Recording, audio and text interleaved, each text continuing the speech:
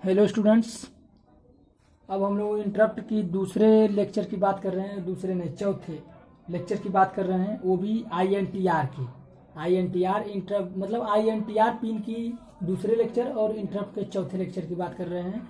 इसमें हम लोग फिर स्टडी करेंगे कि इंटरप्ट INTR का लोकेशन को कैसे जनरेट किया जाता है, उसकी वैल्यू क्या होती है, उसकी पूरी प्रोसेस क्या होती है, कैसे मतलब वो पूरा सिस्टम वर्क करता है INTR के थ्रू। ठीक है, तो हम लोग वो नोट करते हैं। सबसे पहले एक होता है आपके पास INTR।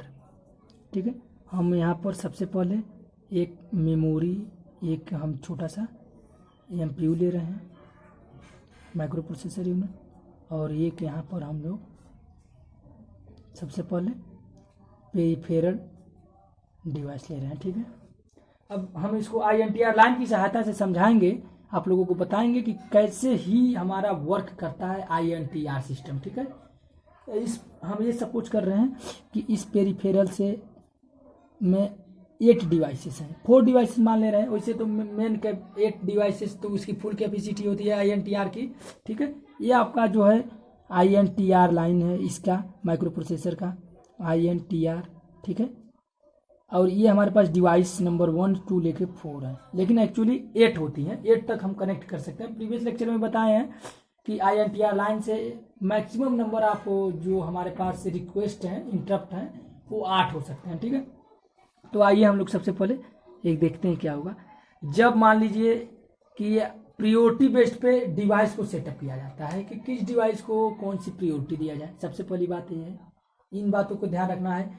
INTR लाइन में इन बातों को ध्यान रखा जाता है कि किस डिवाइस को कौन सी प्रियोरिटी दिया जाए। चलिए, इससे पहले प्रियोरिटी हम लोग बाद में सेट करेंगे, इससे पहले हम इसकी थोड़ी कॉमन पॉइंट को नोट करते हैं कि इसके क्या क्या कॉमन पॉइंट है, कैसे कैसे ये वर्क करता है। बेसिकली देखिए, सबसे पहले जो हमारे पास माइक्रो प्रोसेसर से सपोज कीजिए कि हमें माइक्रो प्रोसेसर से कोई डेटा लेना है या फिर कोई डेटा ट्रांसफर करना है। ठीक है, तो सबसे पहले क्या है कि माइक्रो प्रोसेसर जो क्या करता है, अपना माइक्रो प्रोसेसर, ठीक है, माइक्रो प्रोसेसर हमारा क्या करता है बेसिकली कि जो भी मतलब अपना INTR लाइन है, ठीक है, उसको बार बार हर मशीन साइकिल के लास्ट में, जैसे मान लीजिए कि कोई इंस्ट्रक्शन हो रहा है, ठीक है, जैसे मान लीजिए कि कोई इंस्ट्रक्शन है और वो 10T स्टेट का है, 10T स्टेट का है, तो 10 वाले के लास्ट में उसको सेंस करता रहेगा INTR पिन को। ठीक है, 10 वाले के लास्ट में क्या करेगा, बार बार सेंस करता रहेगा INTR पे कि कोई हमारा आया है तो नहीं, कोई हमारा INTR पे कोई मतलब इंटरप्ट तो नहीं आया है, बार बार सेंस करता रहेगा ऑटोमेटिक। ये एक प्रोसेस है। तो जब सेंस करता रहेगा तो जैसे ही INTR पिन पे हाई सिग्नल मिला, इट मीन्स 1 मिला, तो माइक्रो प्रोसेसर को पता चल जाता है कि मतलब वो कोई इंटरप्ट करना चाह रहा है, किसी को और कोई बाहरी काम है। तो माइक्रो प्रोसेसर उसके बदले में क्या देता है, उस डिवाइस को INTA सिग्नल देता है, interrupt acknowledge active low signal INTA देता है। मतलब वहाँ पर एक लो सिग्नल दे देता है उस पेरिफेरल डिवाइस को कि ठीक है, हम आपका इंटरप्ट मतलब जान चुके हैं, अब हम आपकी सर्विस करने के लिए तैयार हैं, ये मैं आपको पावती रसीद दे दे रहा हूँ। जैसे आप लोग जाते हैं पोस्ट ऑफिस में कोई चीज़ है, लेटर वेटर बॉक्स छोड़ने, तो उसके बदले में आपको रसीद दी जाती है कि देखिए आपने ये चीज़ मतलब पोस्ट ऑफिस में जमा किया है, मतलब सर्विस लेने के लिए, तो इसके बदले में, या आप लोग बैंक में पैसा जमा करने जाते हैं तो एक जमा पर्ची जमा करते हैं जब, तो उसका 1 पार्ट आपको फाड़ के दे दिया जाता है, रसीद दी जाती है सबूत के तौर पे कि आपके पास ये एविडेंस है कि आपने ये काम किया है। तो same process INTA is evidence, it mean micro processor evidence देता है कि मैंने आपका सिग्नल एक्सेप्ट किया है, ठीक है, और आपको एक्नॉलेज करता है।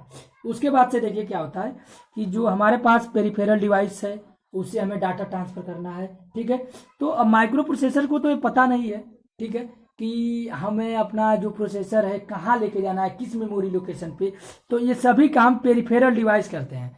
तो पेरिफेरल डिवाइस को जब जिस मतलब INTA सिग्नल से जो कनेक्ट किया जाता है INTR सिग्नल से, तो INTR सिग्नल के साथ एक इंटरप्ट कंट्रोलर होता है। जब भी हम INTR सिग्नल का यूज करते हैं तो उसके साथ हार्डवेयर के रूप में एक इंटरप्ट कंट्रोलर यूज करते हैं। ठीक है, तो मान लीजिए कि एक एक्सटर्नल हार्डवेयर यूज करते हैं किसके लिए, INTR सिग्नल के लिए। INTR इंटरप्ट के लिए, बाकी उन तीनों के लिए नहीं यूज करते हैं। ट्रैप 7.5, 5.5, ये जो ऊपर के 3 इंटरप्ट हैं जिनकी प्रियोरिटी अधिक है, उनके लिए कोई एक्सटर्नल हार्डवेयर की जरूरत नहीं है, लेकिन इसके लिए एक हार्डवेयर की जरूरत होती है। क्यों? क्योंकि उनसे एक ही कनेक्ट हो सकता है वन टाइम में, इनसे मैक्सिमम कैपेसिटी 8 कनेक्ट हो सकती है, तो इसलिए एक्सटर्नल हार्डवेयर की जरूरत पड़ती है। अब देखिए एक्सटर्नल हार्डवेयर बेसिकली करता क्या है, ठीक है। एक्सटर्नल हार्डवेयर बेसिकली करता क्या है कि वो माइक्रो प्रोसेसर को स्पेसिफिक कॉल लोकेशन देता है कि ये डिवाइस मतलब आप इस कॉल लोकेशन पे जाइए, ये डिवाइस मतलब कनेक्ट है और वहाँ पर जाकर आप सर्विस दीजिए। तो हमने 4 डिवाइस ले लिया है, जिसमें हम लोग सबसे पहले प्रायोरिटी देते हैं टेम्परेचर सेंसर का। मान लीजिए हमारे पास टेम्परेचर सेंसर है, फिर एक है हमारे पास humidity sensor, humidity sensor second device है, फिर फैन है, फिर बल्ब है, ठीक है। ये सब हमारे पास चीज़ें हैं, मतलब आउट इनपुट पेरिफेरल डिवाइसेस। तो इन सब का प्रियोरिटी सेट किया जाता है कि सबसे पहले अगर मान लीजिए टेम्परेचर सेंसर को प्रियोरिटी दे रहे हैं, या फिर आप अपनी चॉइस है आपकी कि आप किसको पहले प्रियोरिटी दे रहे हैं, ठीक है। उस प्रियोरिटी के बेस पर ही जाके हम उसको एक स्पेसिफिक RST कोड देते हैं। अभी हम बताए हैं ना कि एक RST कोड जनरेट होता है जिसको n से डिनोट करते हैं, n प्रियोरिटी को दिखा रहा है, ठीक है। तो ये प्रियोरिटी कुछ इस प्रकार है, RST 0, 1, 2, 3, 4, 5, 6, 7, टोटल 8 हो गए। टोटल RST की संख्या क्या हो गया? 8 हो गया। तो 0 वाले प्रियोरिटी सबसे अधिक है, उससे थोड़े कम 1 का, फिर उससे कम 2 का, ऐसे डिक्रीजिंग ऑर्डर में, ठीक है। प्रियोरिटी घटती जाएगी, ठीक है। ऐसे ये डिक्रीजिंग ऑर्डर में है और इनकी प्रियोरिटी फिर घटती चली जाएगी, ठीक है। और अब देखिए जैसे मान लीजिए कि आप डिवाइस टेम्परेचर है, अगर इसको प्रियोरिटी मतलब अधिक देना है, मतलब सबसे पहले इसकी बात सुनी जाए तो 0 से कनेक्ट करना पड़ेगा, RST 0। मतलब अब देखिए इन सभी का स्पेसिफिक मेमोरी लोकेशन भी डिफाइन किया गया है, वो भी डिफाइन आप लोग कर लीजिए। बेसिकली 8 से मल्टीप्लाई कीजिए और फिर उसको हेक्स में कर देंगे। इसमें भी ऐसे ही रूल है कि 8 से मल्टीप्लाई करके उसको क्या करेंगे, सिंपली वर्ड में आप बोलें तो उसका लोकेशन बना देंगे, ठीक है। तो 0 × 8 = 0, तो ये इसकी वैल्यू हो गई 00H, फिर इसकी वैल्यू 8, तो इसकी वैल्यू हो गई 008, ठीक। इसकी वैल्यू 16, तो ये आपकी वैल्यू हो गई 0010, इसकी वैल्यू 24, तो 8 से मल्टीप्लाई करना है, ठीक है, सभी में, ठीक है। तो इसकी वैल्यू हो गई 0018। आप लोग इसको एक बार क्रॉस चेक भी कर लीजिएगा। 32, फिर 40, फिर 48, फिर 56। तो इन सभी की जो वैल्यू है आप लोग 32 की वैल्यू क्या हो गई हेक्स कोड में, ये किसकी वैल्यू थी, ये वैल्यू इसकी है, ये वैल्यू इसकी है, ये वैल्यू इसकी है, ये वैल्यू इसकी है। हाँ 32 की वैल्यू क्या है, 32 के लिए जो RST 4 है उसकी वैल्यू है 0020, फिर 40 का वैल्यू क्या है 28 है, 0028, और फिर 48 का 0030, ठीक। और उसके बाद से फिर इसकी वैल्यू क्या है 0038, ठीक है। ये इनके हेक्साडेसिमल में आप कन्वर्ट कर लीजिएगा, ये डेसिमल में नंबर है, ये हेक्सा में है, ठीक है, ठीक है। और इनके कोरस्पॉन्डिंग आप भी जानते हैं कि जितने भी हमारे पास जो भी चीज़ें का मेमोरी लोकेशन भी हैं उनके कोरस्पॉन्डिंग भी हेक्स कोड है, ठीक है। उस अब देखिए तो आज जैसे ही मान लीजिए कि आपको टेम्परेचर सेंसर की प्रियोरिटी अधिक देनी है, तो इसको आपको ये आपके लिए नेसेसरी कंडीशन है कि इसको 0 से कनेक्ट करना पड़ेगा। अगर मान लीजिए कि आपको बल्ब की प्रियोरिटी सेकंड पे देनी है तो इसको 1 से कनेक्ट करना पड़ेगा। अगर मान लीजिए फैन की प्रियोरिटी आपको उसके नीचे देना है तो इसको 2 से कनेक्ट करना होगा। इसी प्रकार 8 डिवाइसेस को हम कनेक्ट कर सकते हैं प्रियोरिटी के बेसिस पे कि किसको हम आगे सर्विस देना चाहते हैं, ठीक है। तो ये क्या करता है कि अब इन सभी के करस्पॉन्डिंग एक हेक्स कोड जनरेट करता है। जो हमारा एक्सटर्नल हार्डवेयर होता है उनका एक लोकेशन डिफाइन किया गया है, ठीक है। मतलब 8 लोकेशन है, 8 मतलब डिवाइस को कनेक्ट की जा रही है तो 8 लोकेशन जनरेट होगा। उस 8 लोकेशन के करस्पॉन्डिंग एक हेक्स कोड जनरेट करता है, ठीक है। और जब उसे HLDA बोल दिए INTA सिग्नल मिल जाता है, ठीक है। INTA सिग्नल जब हमारे पास पेरिफेरल डिवाइस को मिल जाता है, peripheral device means peripheral interrupt controller की बात हो रही है, जब उसको मिल जाता है लो सिग्नल तो क्या करता है, जिस डिवाइस को पहले उसे सर्व करना है, ठीक है, जिस डिवाइस को उसको पहले सर्व करना है उस डिवाइस को क्या करेगा, वो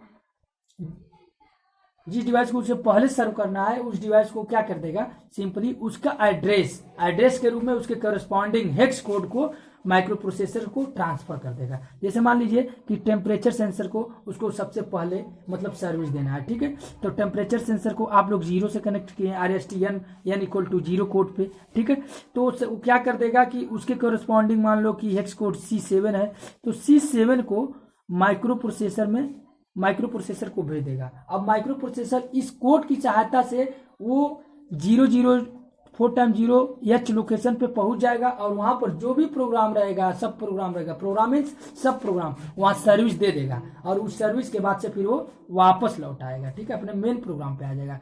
इसी प्रकार मान लीजिए कि आपको फैन जिसकी प्रायोरिटी 3 है, तो उसके करस्पॉन्डिंग मान लीजिए 24 के करस्पॉन्डिंग हेक्स कोड आपको याद रखने की जरूरत नहीं है, मान लीजिए इसकी करस्पॉन्डिंग 5C है हेक्स कोड, तो क्या करेगा INTA, जैसे इसको अगर सर्विस पहले देना है तो क्या करेगा, इस वाले हेक्स कोड को दे देगा माइक्रो प्रोसेसर को 5C। INTA सिग्नल मिलने के बाद एक्नॉलेज उसको जब पता चल जाएगा तब एक काम करेगा वो पेरिफेरल 5C को भेज दिया। अब 5C के अकॉर्डिंग वो उस कॉल लोकेशन पे पहुंच जाएगा, उसका मान लीजिए कि कॉल लोकेशन 0018H है, तो माइक्रो प्रोसेसर इस लोकेशन पे पहुंच जाएगा और उस लोकेशन पे जो भी डेटा का ट्रांसफर करना रहेगा या फिर जो भी वर्क रहेगा, सब प्रोग्राम रहेगा या कुछ भी रहेगा, तो उसको परफॉर्म कर देगा। जब वो परफॉर्म पूरा हो जाएगा तो फिर वो वापस चलाएगा। इसमें भी वही टेक्निक होती है, जब भी माइक्रो प्रोसेसर अपना कमांड मेन प्रोग्राम से छोड़ता है, ये ध्यान रखिए आप लोग, हर चीज में यही है, जितना भी डेटा ट्रांसफर होगा अभी तक हमने पढ़ाया जितने डेटा ट्रांसफर में, उन सब में यही रूल है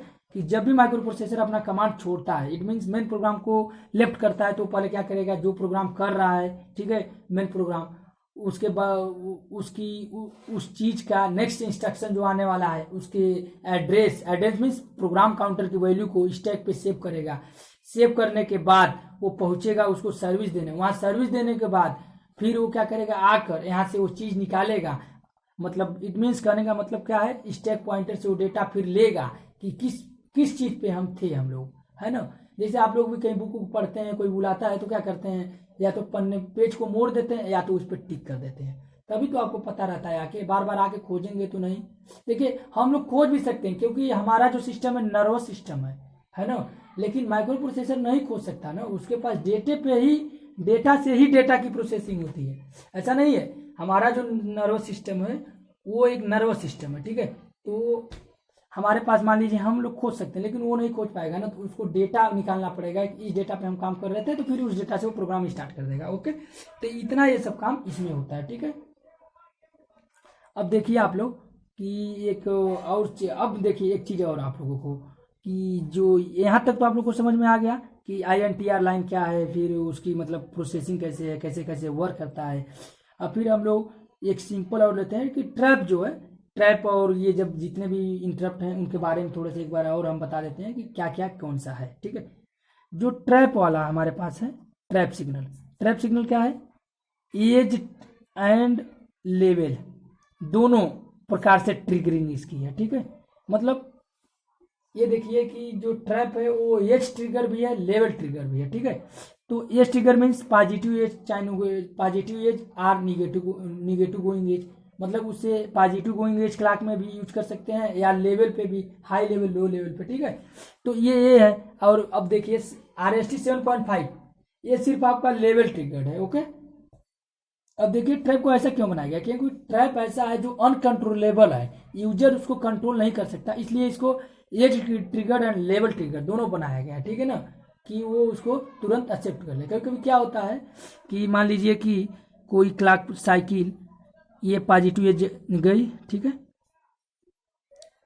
है, और एकदम तुरंत गई, तुरंत वापस चली आई। जब मान लीजिए कि जो हमारे पास सिस्टम है, it means micro processor kit है, जब पावर फेलियर होगा तो हमें वहाँ ट्रैप यूज करना है। तो जब ट्रैप यूज करना है तो मान लीजिए पावर फेलियर जब होगा तो हो सकता है कि करंट की वैल्यू कम हो जाए, तो सिर्फ वो पॉजिटिव एज गोइंग तक ही पहुंच पाए और फिर तुरंत घट जाए, तो उससे भी ये सेंस करके ट्रैप वाले सिग्नल को एक्टिवेट कर देगा। इसलिए इसको edge triggered and level triggered दोनों बनाते हैं, ठीक है, ट्रैप वाले को। लेकिन जो हमारा RST 7.5, 6.5 एंड 5.5 है। ये तीनों आपके बेसिकली लेवल ट्रिगर्ड है, ठीक है। कभी कभी क्या होता है कि फॉल्ट नॉइज से नॉइज भी जनरेट होता है। आप जानते हैं नॉइज कैसे जनरेट होता है। रजिस्टर में करंट फ्लो होगी तो रजिस्टर में थर्मल वाइब्रेशन होगा, थर्मल वाइब्रेशन होगी तो नॉइज जनरेट होगी, नॉइज जनरेट होगी तो रजिस्टर हीट होगा तो रजिस्टर जल सकता है। इस प्रकार नॉइज जनरेट होती है। हीट ही एज ये देखिए इलेक्ट्रॉनिक सर्किट में जो भी हीट जनरेट हो रहा है उसी को हम बेसिकली नॉइज कहते हैं, ठीक है। तो कभी कभी क्या होता है कि जो हमारे पास माइक्रो प्रोसेसर का जो किट है 8085 या अन्य कोई की किट MC6800 6800 मोटरोला का जो किट है उस किट में कभी कभी नॉइज जनरेट होता है। तो जब नॉइज जनरेट होगा तो मान लीजिए कि कभी कभी आप इंटरप्ट नहीं दिए रहेंगे, फिर भी आपका 7.5 वाले पिन पे अगर ऐसे पॉजिटिव गोइंग एज में पहुंच गया एज ट्रिगर, तो आप ये मान लेंगे कि ये इंटरप्ट है, तो आपका सिग्नल बार बार डिस्टर्ब हो जाएगा। मतलब जो सिस्टम प्रोसेसर वो डिस्टर्ब हो जाएगा, लगेगा उसको सर्विस देने। एक्चुअली वहाँ आप सर्विस तो दिए ही नहीं थे ना, आप तो सर्विस दिए ही नहीं थे ना। जैसे मान लीजिए कि अचानक जो हमारे पास एक हम अच्छे से एग्जाम्पल आपको बताते हैं ताकि आपको कोई डाउट न रह जाए, ठीक है। जैसे मान लीजिए कि नॉइज के कारण, शॉर्ट नॉइज या थर्मल नॉइज के कारण आपका करंट की जो वैल्यू है, सिग्नल जो क्लॉक पीरियड है, तो क्लॉक पीरियड किससे बनाएंगे आप? करंट से ही तो क्लॉक पीरियड बनेगा, सिग्नल से ही। तो सिग्नल की वैल्यू बढ़ गई, इट मीन्स जब बढ़ रही है तो मतलब पॉजिटिव गोइंग एज जा रही है, ठीक है। जब पॉजिटिव गोइंग एज जा रही है, अगर हम इसको भी एज ट्रिगर बना दें RST 7.5, 6.5, 5.5, तो क्या हो जाएगा आपको पता है? हर बार हमारा क्या होगा, सिस्टम डिस्टर्ब होगा, बार बार वो उसको जाके एक्नॉलेज करेगा, बार बार इंटरप्ट होगा, ठीक है। इसलिए इसको हम लेवल ट्रिगर बनाते हैं और लेवल की एक डिफिनीशन रखते हैं, हाई लेवल। तो आपको भी पता है कि अगर करंट बढ़ गई शॉर्ट नॉइज के कारण तो उस लेवल की भी एक मिनिमम टाइम होगी। उसके पहले इंटरनल आर्किटेक्चर को ऐसे व्यवस्थित किया जाता है ताकि वो मिनिमम टाइम के लिए ही शॉर्ट नॉइज जनरेट हो, ठीक है। तो मान लीजिए क्लॉक पीरियड से पहले ही अगर वो खत्म हो गया, जैसे मान लीजिए एक क्लॉक पीरियड इसकी है, ले रहे हैं हम लोग एक क्लॉक पीरियड, यहाँ से लेके यहाँ तक इसकी क्लॉक पीरियड है, ठीक है। तो इस क्लॉक पीरियड में आप देखिए कि हाफ क्लॉक पीरियड ये हो गया। मान लीजिए हम इसको 0.15 और इसको 0.15 माइक्रो सेकेंड ले रहे हैं, ठीक है। तो अगर हमारे पास मान लीजिए जो शॉर्ट नॉइज है वो 0.05 माइक्रो सेकेंड के लिए ही जनरेट होगा, तो ये यहीं तक ये हाई लेवल रहेगा, ठीक है। मतलब हाई लेवल पे रहेगा लेवल ट्रिगरिंग के अनुसार। लेकिन हमारा ट्रिगरिंग कब माना जाएगा? जब ये पूरा चीज हाई रहेगा तब। तो ये पूरा तो होना मुमकिन नहीं है, पूरा एक साइकिल के लिए तो ये हो नहीं पाएगा। जब एक्चुअल में देंगे तभी हो पाएगा। अगर ये फॉल्ट कंडीशन वाली चीज रहेगी तो थोड़े समय के लिए होगा, तो माइक्रो प्रोसेसर उसको नहीं ध्यान देगा। इसीलिए बोला जाता है, उसकी डिफाइन भी की जाती है कि इतने टाइम का कम से कम जो इंटरप्ट है वो इंटरप्ट इतने टाइम तक लगभग मिलना चाहिए हाई लेवल का सिग्नल, तभी माना जाएगा कि ये इंटरप्ट हुआ है। वरना वैसे फॉल्टी सर्किट होने के कारण कभी कभी क्या है, फॉल्ट सर्किट उसमें जुड़ जाते हैं तो बार बार मतलब थोड़े समय के लिए लेवल हाई हो जाता है। तो इसलिए अभी देखिए इसमें भी समस्या हुई थी, तो इसीलिए ऐसा डिफाइन किया गया। अगर इसको एज ट्रिगर कर देते तो इस समस्या से हम नहीं जूझ पाते। क्यों? क्योंकि एज ट्रिगर में तो हमेशा पॉजिटिव एज करंट रहेगा, प्लस जाएगा, जब भी प्लस जाएगा तो पॉजिटिव एज रहेगा। तो इसलिए हम इसको लेवल ट्रिगर बनाते हैं। अब हो सकता है आप लोगों को समझ में आ गया कि इसको लेवल ट्रिगर क्यों बनाते हैं। लेवल ट्रिगर बनाने का यही रीजन है ताकि जैसे फाल्स से अगर आपका ये हाई हो गया तो पूरे एक क्लॉक साइकिल के लिए तो हाई हो नहीं सकता, थोड़े साइकिल के लिए होगा, यहाँ तक होगा, यहाँ तक होगा, 1/4 होगा, 1/6 क्लॉक साइकिल, 1/5 क्लॉक साइकिल। तो उतने क्लॉक साइकिल को हम कंसीडर नहीं करेंगे कि ये हमारा मतलब इंटरप्ट हुआ। जब तक फुल साइकिल के लिए जो डिफाइंड टाइम है उसके लिए नहीं होता है तब तक नहीं मानेंगे। इस प्रकार हम हमारा जो परफॉर्मेंस है वो अच्छा रहेगा माइक्रो प्रोसेसर का। नहीं तो बार बार इंटरप्ट होगा, faulty interrupt. Faulty interrupt means गलत इंटरप्ट, मतलब जरूरत नहीं है फिर भी इंटरप्ट हो जा रहा है, ठीक है। तो इससे हमारा क्या है, परफॉर्मेंस में सुधार आएगा। आपको भी पता है कि हमेशा इलेक्ट्रॉनिक डिवाइसेस का परफॉर्मेंस को पहले कंसीडर किया जाता है कि जो भी हमारे पास डिवाइस है उसकी परफॉर्मेंस अच्छी हो, और कुछ हो या ना हो लेकिन परफॉर्मेंस अच्छी हो, स्पीड अच्छी हो, है कि नहीं। आप लोग भी जब मोबाइल लेते हो तो देखते हो कि रैम अच्छा होना चाहिए, बाद में और सभी फीचर्स देखते हैं आप लोग। तो वही चीज़ इसमें भी होती है, तो इसलिए इसको ऐसे बनाया जाता है, ठीक है। ओके, अब हम लोग इसके बाद वाले लेक्चर में देखेंगे कि इंस्ट्रक्शन जो अभी हम लोग पढ़े थे प्रीवियस लेक्चर में EI और DI के बारे में, उसी पे बेस्ड चीज़ें हैं, उसको हम लोग कंसीडर करेंगे। ठीक है, ठीक है। अब आज के लिए इतना बहुत है। ठीक है, थैंक यू।